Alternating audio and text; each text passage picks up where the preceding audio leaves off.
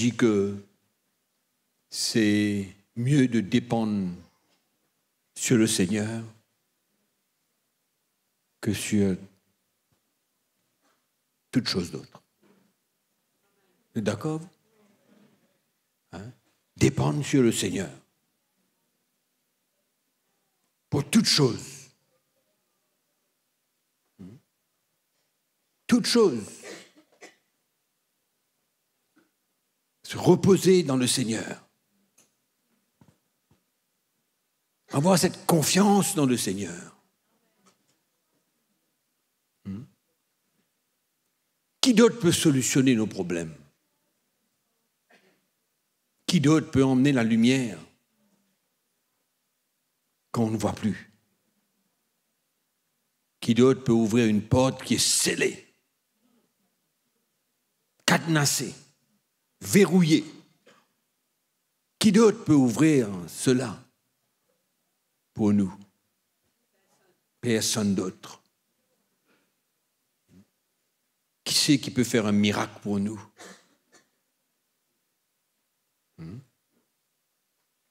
À part Jésus. Il y a tellement de bonnes raisons, mes frères et sœurs, d'avoir confiance en lui. Tellement de bonnes raisons d'arrêter de douter de sa grandeur, de sa puissance, de son amour pour nous, ses enfants.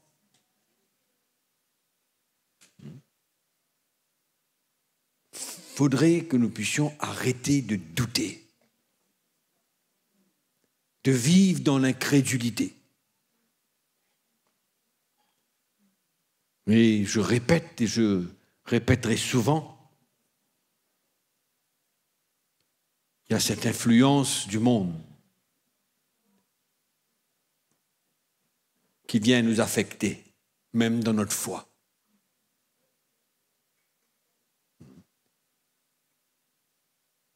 Trouver des solutions dans la force de l'homme, avec l'intelligence et la sagesse de l'homme.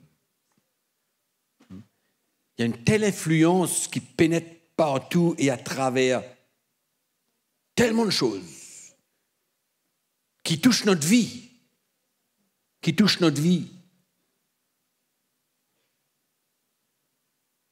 et que ça devient difficile pour nous de faire confiance en Dieu, à Dieu, de lui faire totalement confiance et de continuer à croire, continuer à espérer.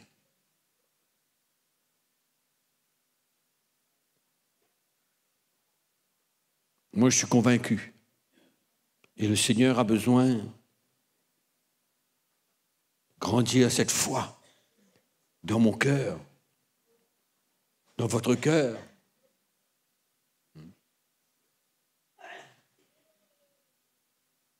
Servons un grand Dieu. Il y a des fois, nous vivons comme si on n'a pas de Dieu. On vit. Nous sommes des chrétiens.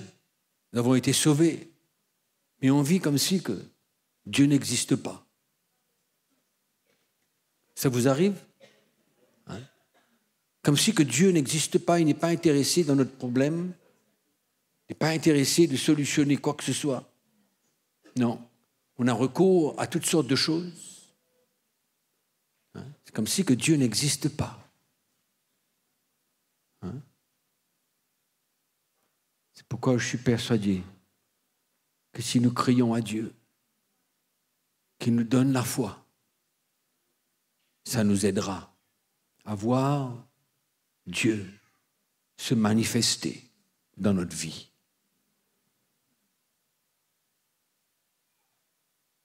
Et qu'il soit parti prenant de tout. Et souvent on ne réalise pas que Dieu veut être dans tout ce qu'on fait. Ou allons dire plutôt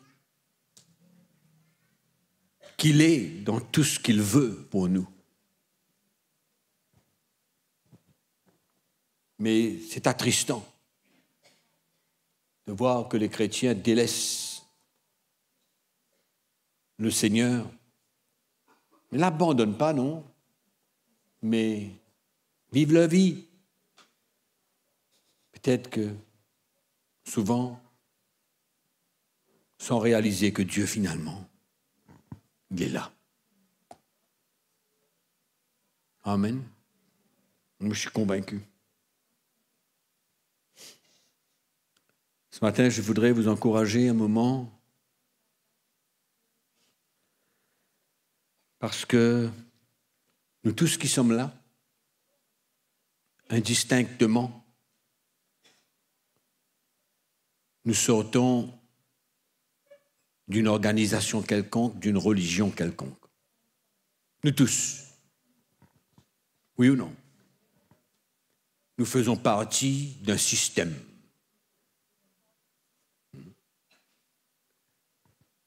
Nous étions habitués à des rites, des rituels, parce que cela forme partie des religions.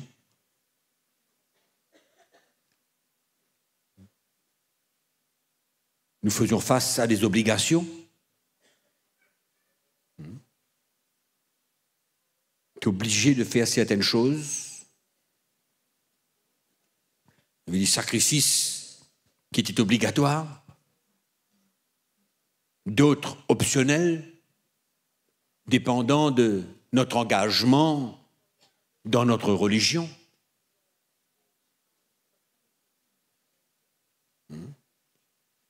D'autres font des pèlerinages. Enfin, nous étions tous dans une prison. Tous dans une prison. Vous savez pourquoi je vous dis ça? Parce que quand je faisais le cours là, cette semaine, je lis des Hébreux et réalisais qu'est-ce qui faisait vivre le peuple juif. Cette religion, le judaïsme. Et comment ce peuple juif était attaché.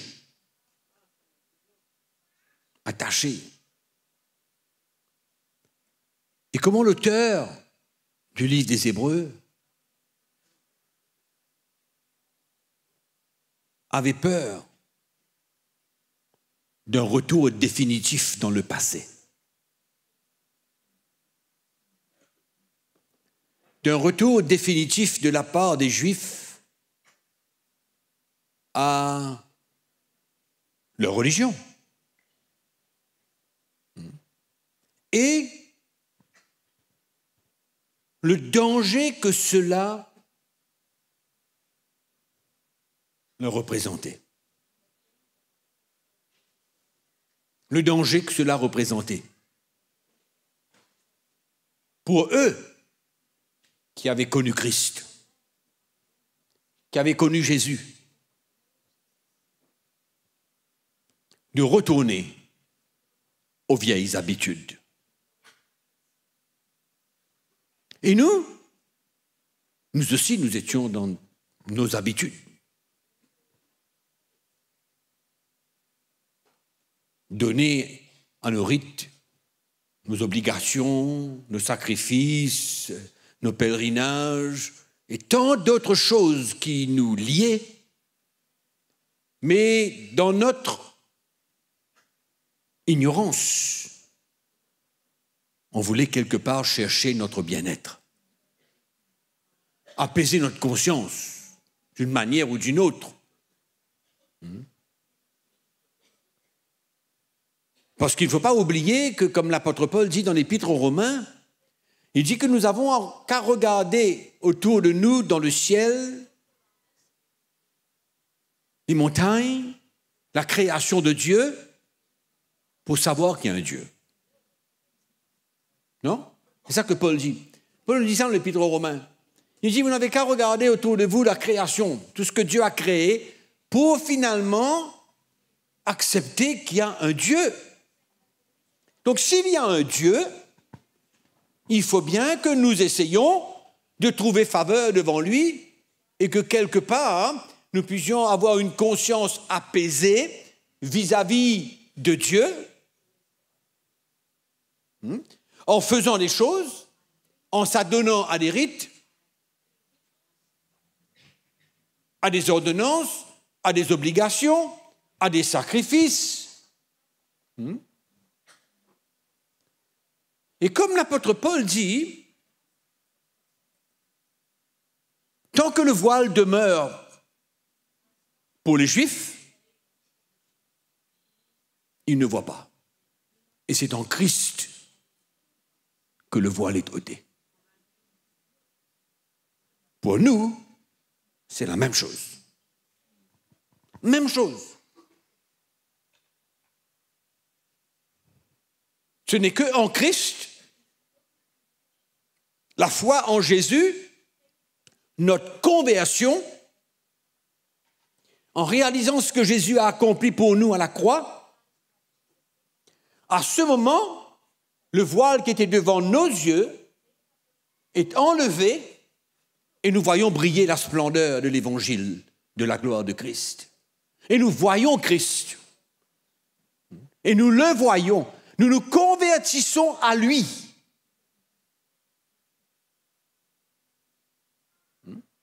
Nous nous convertissons à lui. Nous lui donnons notre vie. Il y a une lumière qui est venue dans notre cœur. Et qu'est-ce qui se passe avec tout notre passé, tout notre attachement, tout notre dévouement, toute notre persévérance?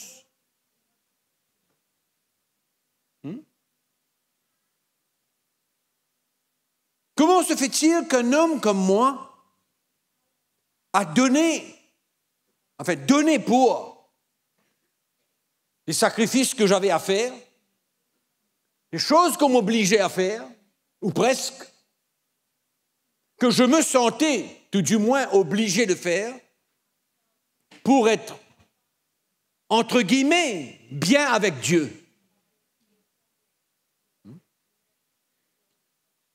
Comment se fait-il que quelqu'un comme moi, qui a fait des pèlerinages, qui me donnait chaque jour à des rites, peut soudainement tout abandonner et de considérer tout ce que j'ai fait pendant des années, dans mon cas 27 ans, à donner à ces choses? C'est quand la lumière vient, quand Christ est révélé, quand la croix de Jésus est révélée, quand son sacrifice est révélé. Ce n'est qu'à ce moment-là que je fais la différence. C'est pourquoi souvent on ne comprend pas comment il y a des gens qui sont chrétiens, mais qui demeurent, qui se disent chrétiens souvent, mais qui demeurent dans leur tradition, dans leur religion, dans leurs rites, dans leurs obligations, et ils se sentent obligés de faire ces choses encore. C'est comme si qu'il restait un attachement, un lien avec un passé spirituel.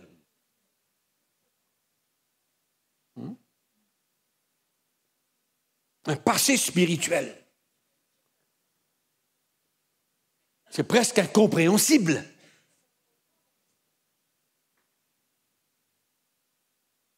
Qu'on peut faire les deux à la fois. Hein?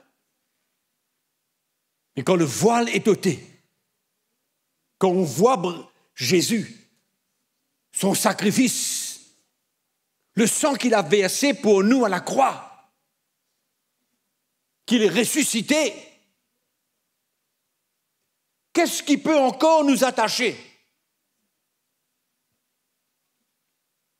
à notre passé spirituel?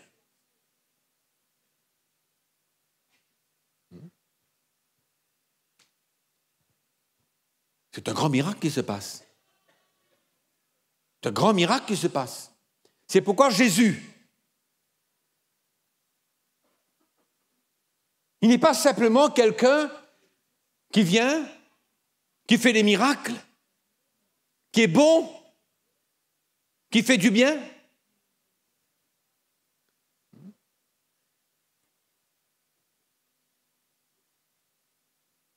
Dieu a présenté Christ pas comme un bienfaiteur. Il a présenté son Fils comme le Sauveur. Pas comme quelqu'un qui vient, qui fait un miracle pour vous. Non, ça c'est en plus ça. Ça c'est une bénédiction ça. Mais Dieu le Père présente Jésus-Christ comme Sauveur, comme Seigneur, comme celui qui vient remplacer tout notre passé spirituel, tout notre engagement spirituel, toute notre vie spirituelle. C'est une coupure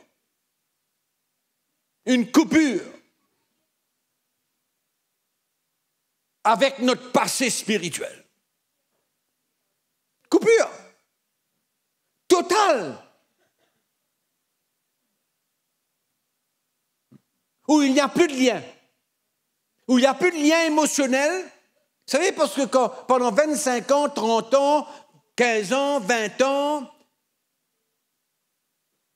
vous vous êtes donné à quelque chose, vous avez soutenu quelque chose, vous avez dépensé votre argent dans quelque chose, tout, vous vous êtes donné.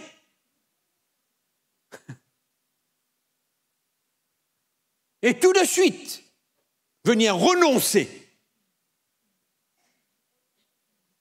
Vous savez ce que Paul dit dans le livre des Hébreux?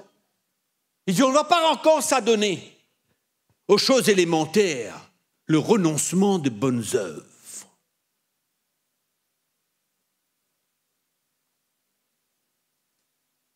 Frères et sœurs, quand Dieu présente Christ, il présente Christ comme le souverain sacrificateur. Il présente Christ comme le Sauveur, comme le Seigneur, comme le Roi, comme Dieu.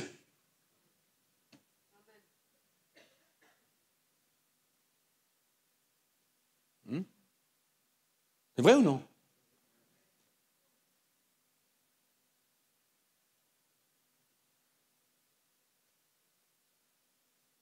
Et j'ai compris. J'ai compris pourquoi l'auteur du livre des Hébreux était tellement tracassé.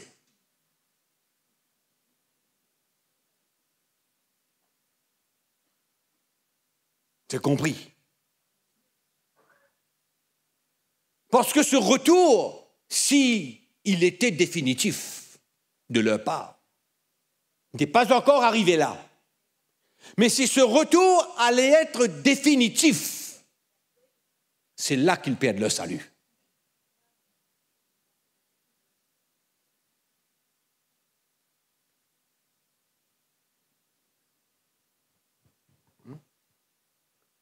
En d'autres mots, ils renient Christ comme souverain sacrificateur.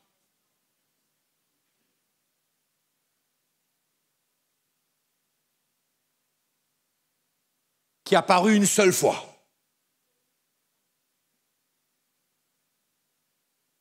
Comme le vrai sacrifice.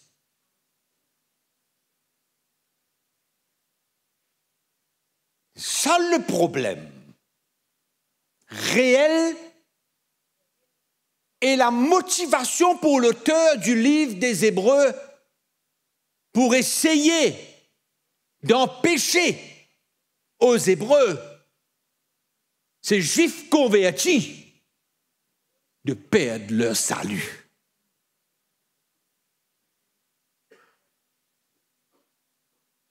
Et nous, qui sortons d'une religion, à travers la persécution, à travers l'opposition, à travers beaucoup de circonstances, la peur, la panique, nous pouvons voir des chrétiens reculer, abandonner, retourner dans leur passé spirituel.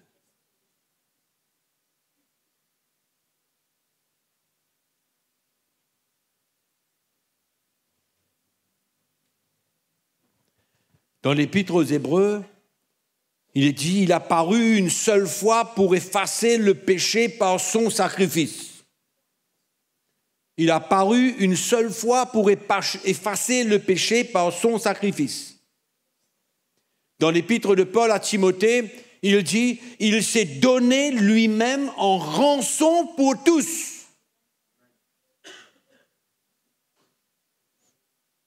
Il s'est donné lui-même en rançon pour tous.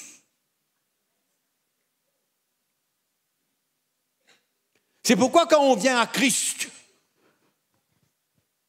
et que la révélation vient dans notre cœur, il faut couper les liens émotionnels.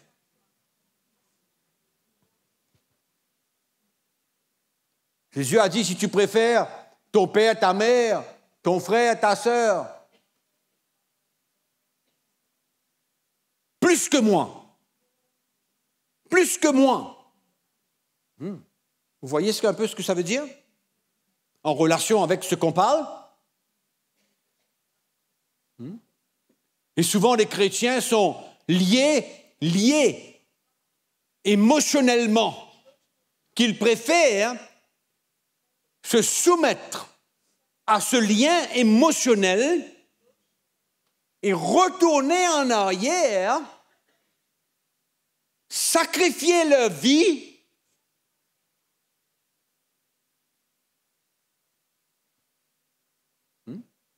et oublier ce que Christ a fait. Oublier ce que Christ a fait.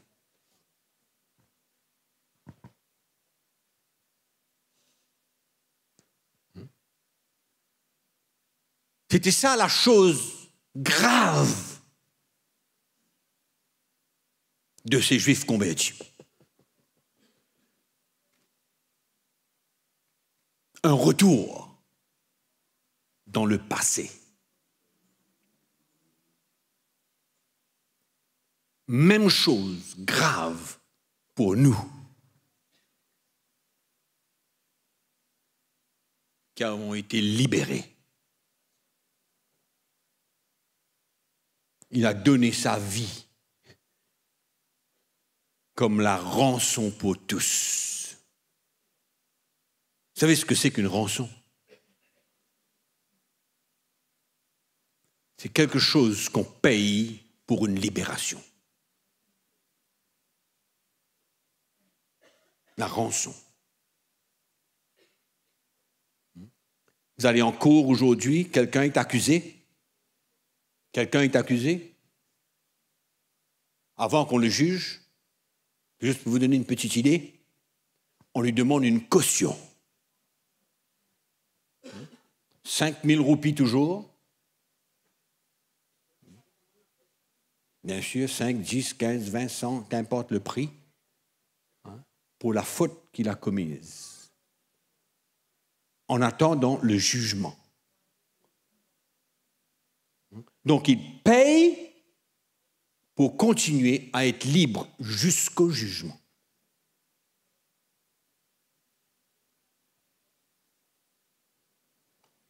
Mais lui, Jésus, il a donné sa vie comme la rançon pour tous.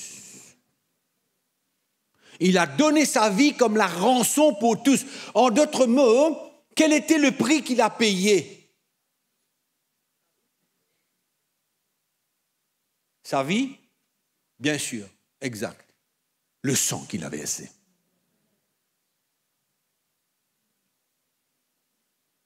C'était ça le prix pour libérer tout le monde.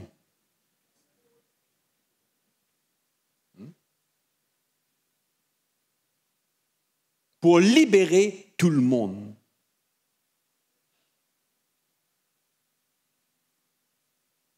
On a payé un prix.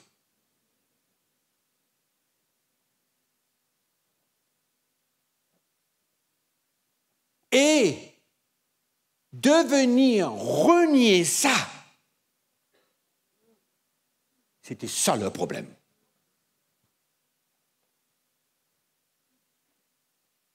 Quand Paul parle, quand l'auteur parle, qu'est-ce qui va se passer avec ceux qui ont connu la vérité, etc., etc., etc. Quel était le problème? Ce n'était pas le péché le problème. Non. C'était un retour à le lien spirituel et ne plus considérer le prix qui avait été payé et ce que Dieu avait établi comme Sauveur et Seigneur.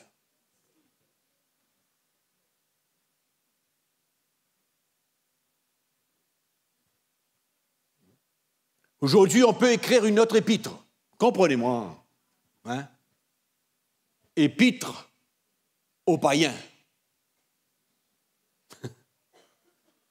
Aux païens convertis. Épître aux païens convertis. Les dangers qu'il y a pour nous. Où nous étions. Quelle délivrance que Dieu a emmenée. Où notre cœur était. Où notre vie était. Moi, ça me fait beaucoup de peine d'entendre parler que quelqu'un est retourné dans telle ou telle religion. C'est fou, hein? Et pourtant, c'était ce qui menaçait les Hébreux. Ouais. Mais la différence avec les Hébreux, c'est que eux, Dieu leur avait dit, je suis votre père. C'est le Dieu d'Abraham, d'Isaac, de Jacob.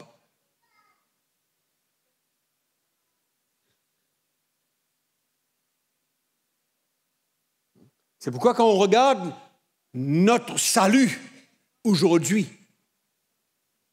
peut-on y même penser à un retour? À un retour en arrière?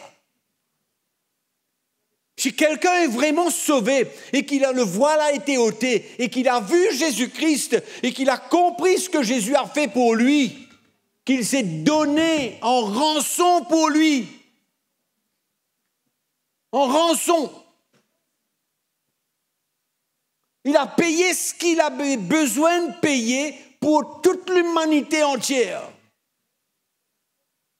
Et maintenant, je veux même essayer de regarder derrière moi. Ce que mon père va penser. Hein? Et il y a des chrétiens qui se font piéger. Ce que ma future femme va penser. Hein? Ce que le futur jeune homme va penser. Mais ta conversion, c'est pas ça le fondement de ta vie? C'est pas cette conversion qui va décider ton futur? Qui va emmener toutes les décisions de ton futur, de ta vie future?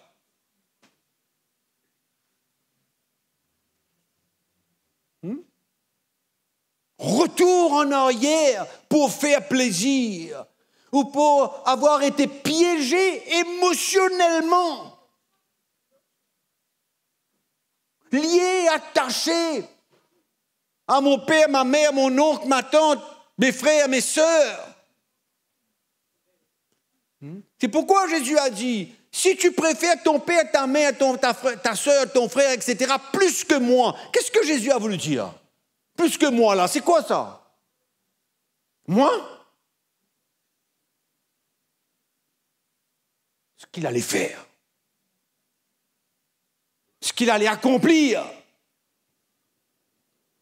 Ce qui serait passé à la croix. Le prix qu'il devait payer. Si tu aimes ton frère plus que ça, tu n'es pas digne de me suivre. Tu n'es pas digne d'être mon disciple. Tu ne peux pas.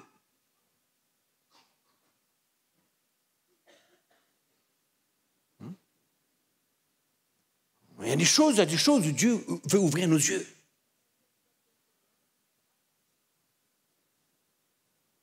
On parlait de la foi tout à l'heure. Vous savez dans quelles circonstances Jésus a dit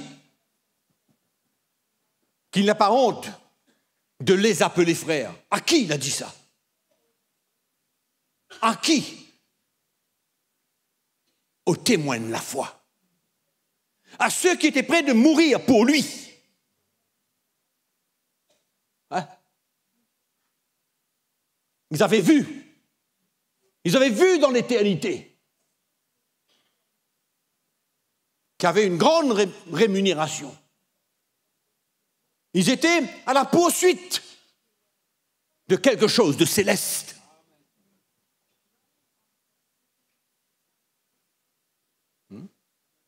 Ouais. Et que Dieu n'ait pas honte, que Jésus n'ait pas honte de nous appeler frères, de par notre identification à lui.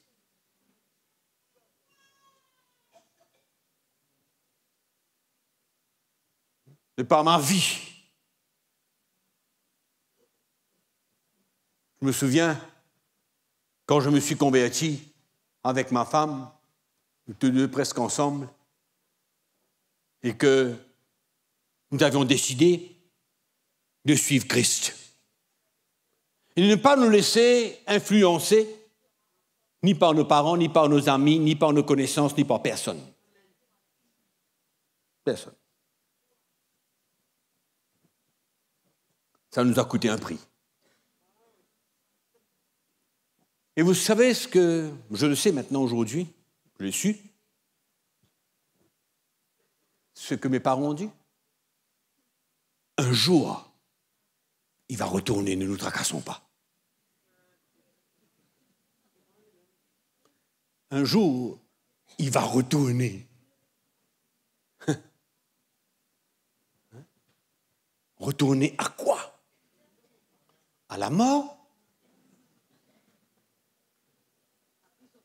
Mais aujourd'hui, il n'espère plus.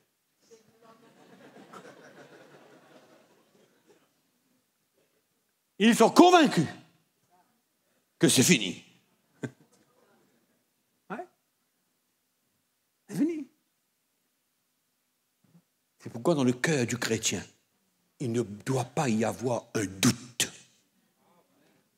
Un seul doute de son passé, de ce que ça a pu emmener de positif dans sa vie. Zéro. Et on doit être fier. Faisant face aux persécutions, aux tribulations, à l'opposition, à tout ce qui peut venir devant nous, il n'y a aucun retour en arrière. C'était le même problème des Galates.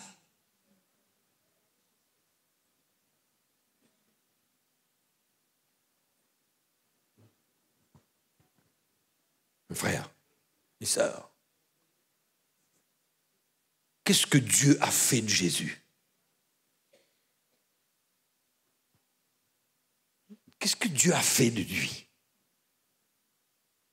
Si vous lisez dans le livre d'Ésaïe, le prophète, au chapitre 53, vous allez voir comment Dieu le Père l'a considéré. Il l'a juste humilié, écrasé par la croix.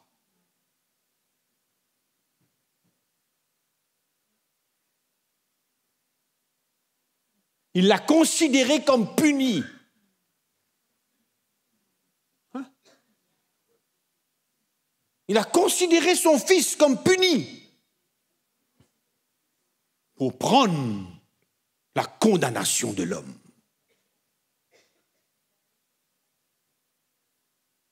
C'est pourquoi il s'est offert. Il s'est donné lui-même en rançon. Qu'est-ce que mon père va dire? Je n'ai que fait à l'entendre.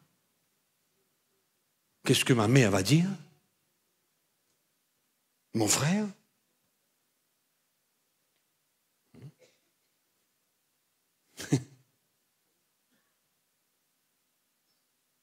C'est pourquoi quand on parle de conversion, on sait où on sort. Et on sait en qui, désormais, on croit. Moi, je ne crois pas dans le Jésus d'un livre. Je ne crois pas dans le petit Jésus. Vous connaissez, là, le petit Jésus bon et tout ça. Moi, j'ai la conviction d'un Jésus qui a été établi, envoyé par Dieu, et ce que Dieu, le Père, a fait de lui. Il a, par la suite, élevé. Il a fait asseoir à sa droite pour l'éternité.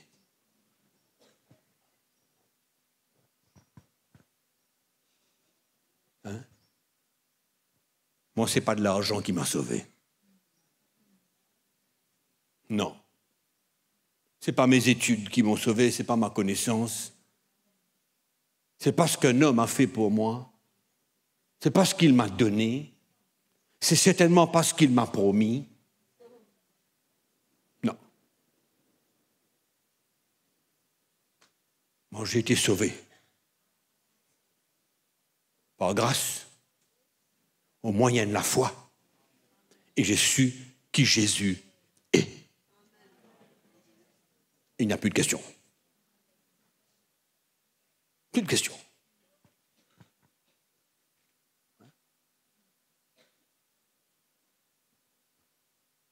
Ça, le prophète, le problème. Et écoutez-moi bien. Écoutez-moi bien.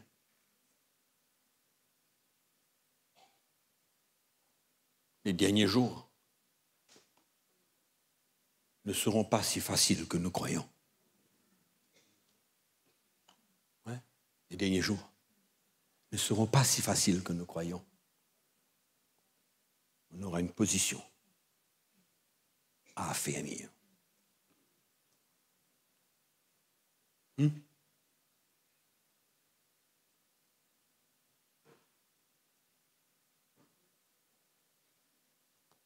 Nous avons été libérés du péché qui nous condamnait, chose que la religion était incapable de faire. Quand on ne prend pas soin du péché de l'homme, on trouve toujours un moyen rituel, un sacrifice, une offrande,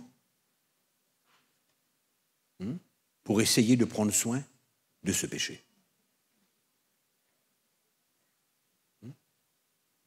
Ce qui est merveilleux, c'est que la Bible nous dit qu'une fois pour toutes, Jésus-Christ apparu, a donné sa vie comme sacrifice et a versé son sang pour la rédemption de nos péchés. Pour que nos péchés ne soient plus considérés.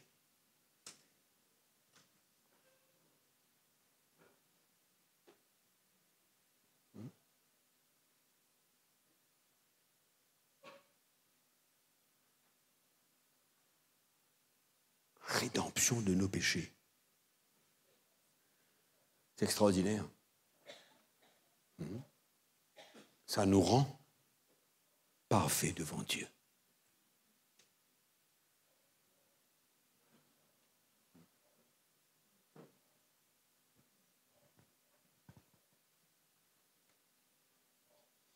Dans les derniers temps, attention à un retour en arrière. C'est pourquoi il faut s'affermir.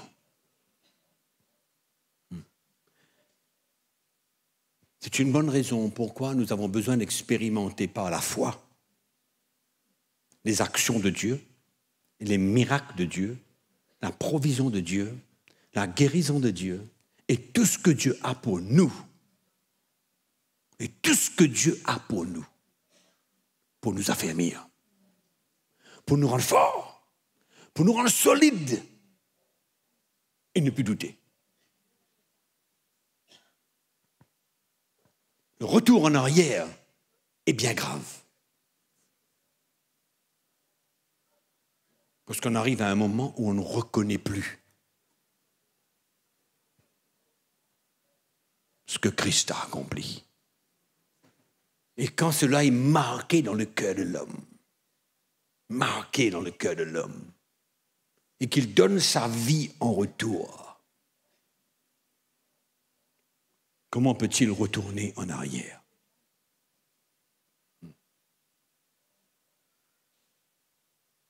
Quand quelqu'un a vu, quand un homme ou une femme a vu briller la splendeur de l'Évangile, ce que Christ a fait pour lui,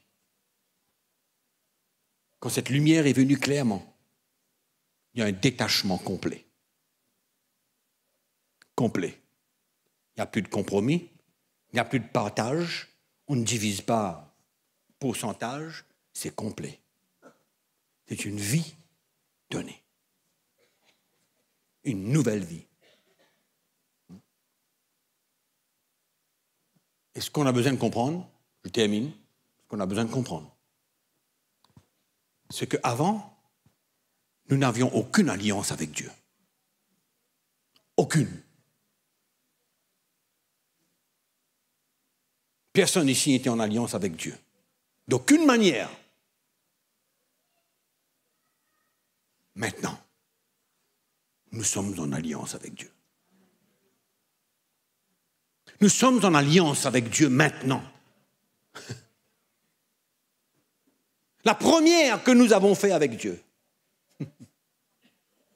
La première et unique alliance qui existe pour nous, les païens convertis.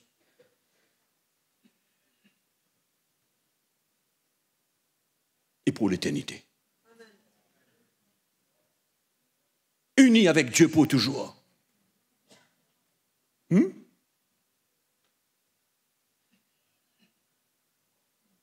savez ce que Paul dit dans l'Épître aux Éphésiens? Quand il parle aux païens, il dit, mais vous, qui étiez sans alliance avec Dieu, sans alliance avec Dieu, étrangers de la promesse, étrangers de tout. Moi, c'est rien, nous. Qu'est-ce qu'on était, nous? Des pécheurs. On avait une seule chose qu'on pouvait faire, regarder le ciel et dire, Dieu, c'est toi qui as créé ça. Toutes ces belles montagnes, c'est toi qui as créé ça. Hein? C'est tout. Et puis, nous avions ce que l'homme a formé, la religion.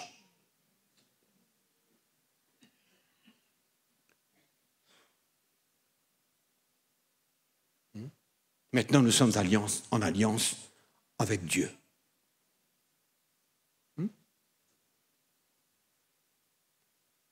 Combien? Une, deux, trois? Combien d'alliances on a? Une alliance avec Dieu. Ça s'arrête là. Hein? Et quand ça c'est devenu clair dans notre cœur, on est coupé de tout.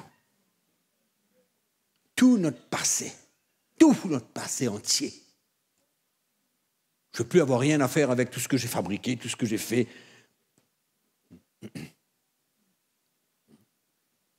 On ne veut même pas penser, ni regretter, mais on rend grâce à Dieu de nous avoir illuminés, d'avoir ouvert nos yeux, de nous avoir permis de voir, de croire, d'être sauvés, d'être en alliance avec lui aujourd'hui. Qu'importe ce que j'ai fait, qu'importe combien de temps j'ai fait des choses, qu'importe ce que j'ai pu faire, mais aujourd'hui, une seule chose à faire, c'est rendre grâce à Dieu. Lui dire merci de m'avoir sauvé de cette prison. Et aujourd'hui, être en alliance avec Dieu. Même pas une seconde pour considérer un retour.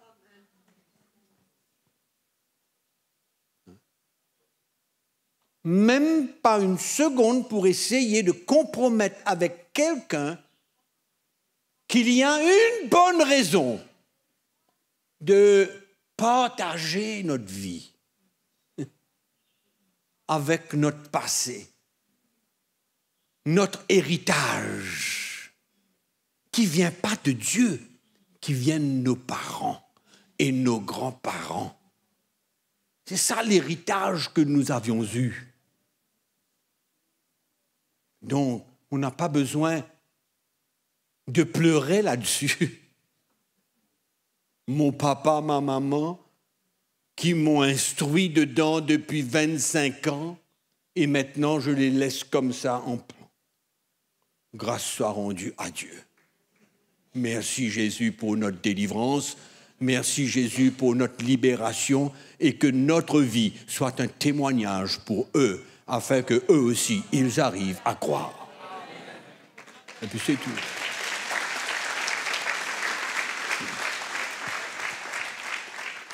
Le compromis ne va aider personne. C'est la vérité qui rend libre. On est d'accord? Et attention, attention.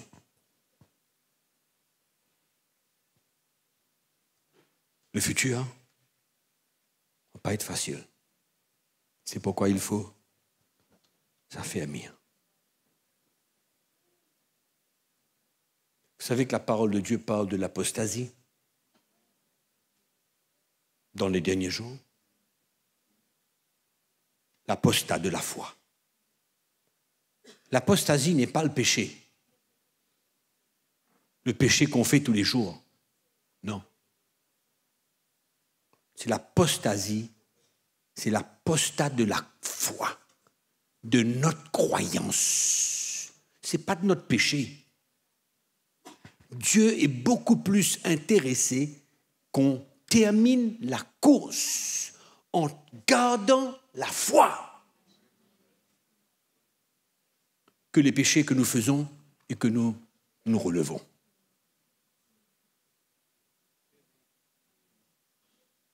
Dieu est plus intéressé. Paul dit, j'ai terminé la course, j'ai gardé la foi.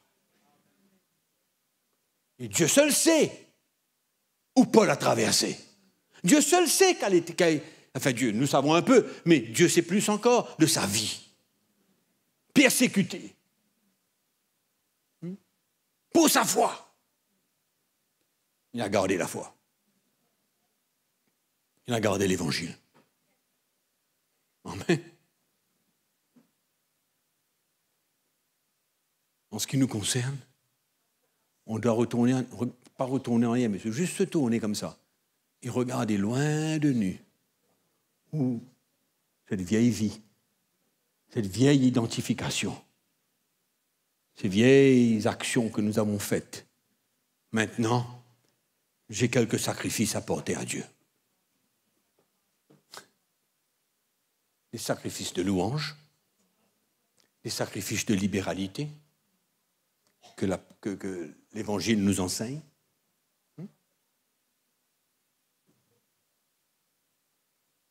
Rien d'autre, attaché à rien d'autre. Nous sommes unis avec Christ. Nous sommes en lui pour l'éternité. Amen. Plus de retour, plus de compromis, mais c'est le temps et le moment de s'affermir. De s'affermir dans la foi.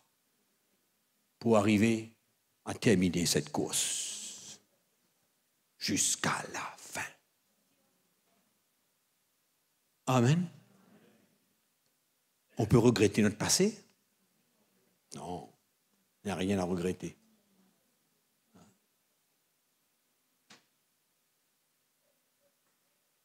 Nous sommes heureux, fiers d'appartenir à Christ, de vivre pour lui. Amen. Allons se lever, on va prier le Seigneur.